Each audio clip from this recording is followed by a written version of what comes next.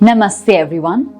In today's video, we're going to focus on Muni Patanjali's Yoga Sutra 3.54. Now in this particular Yoga Sutra, Muni Patanjali is explaining to us what happens as a result of complete understanding of the differentiation between Purusha and Prakriti and how this really begins to impact the Yoga Sadhak and what he or she is able to do.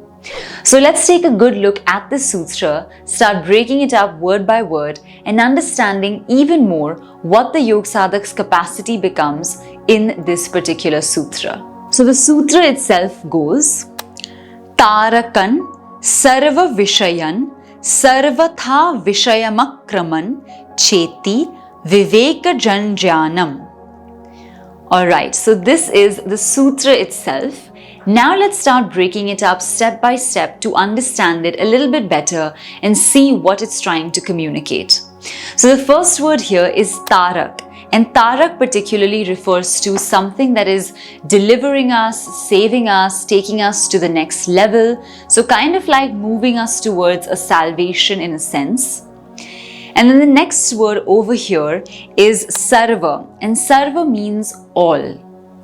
After Sarva comes Vishaya, which means subject. And after that comes the next word, which is Sarvatha. Now Sarvatha refers to in all ways or in all aspects.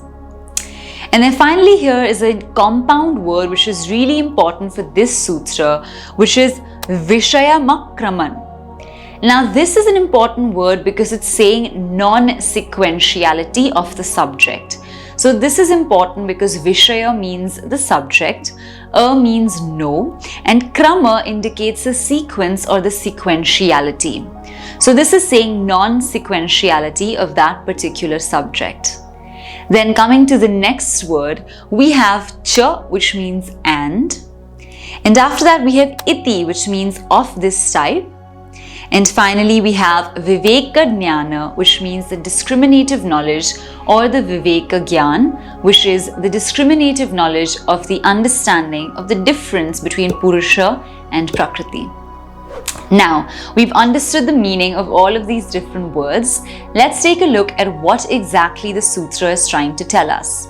So the sutra is saying that through this arising of the Viveka-Khyati or the Viveka-Jnana, what begins to happen is the Yoga Sadhak now is able to kind of do a tarak or a sarva tarak for anything. So it can focus on any particular object and really understand it in its entirety. There is no barrier, not even the sequence, which would mean time, place, thing, object. So none of those barriers get in the way anymore, and a Yoga Sadhak is really able to go as deep as he or she would like in order to understand a particular subject to its highest extent. Now what's also important to understand is that this is a really important trait for the overall movement towards Kaivalya. Now in the Kaivalya stage, there's a clear difference between Purusha and Prakriti, and that realization has set in for the Yoga Sadhak. So just before that, this is an important stage for the Yoga Sadhak to reach, where omniscience, omnipotence, all of that has happened. And now there is Vishaya Kraman, which means literally it doesn't matter the sequentiality, the time, the place, the geographical location or binding of the object. None of that matters because the Yoga Sadhak has risen above that and is still able to tap into that knowledge field if he or she desires. Now, some of the important words to take into consideration in this case are Tarak. Tarak, which refers to protection, salvation, deliverance, is a really important word because it could mean physical protection as well, so being able to save from worldly harm, but also at the same time it could mean deliverance in the terms of knowledge or jnana as one goes from non-knowledge to complete knowledge stages. So this is also a pretty important aspect of this sutra that becomes available to the Yoga Sadhak over time. And of course, as we're moving now towards the deeper understanding of the sutra, it's kind of just highlighting to us that this Viveka-Jnana, the difference between Purusha and Prakriti, is ultimately what has allowed and what has helped the sadhak to kind of, develop these powers to understand absolutely anything, irrespective of its sequentiality. So it's quite a compact sutra, quite straightforward in that sense, because we're coming closer and closer now to the end of this chapter. And so it's just informing us once again of the ways in which the Yog Sadhak is developing upon this journey and what he or she is experiencing.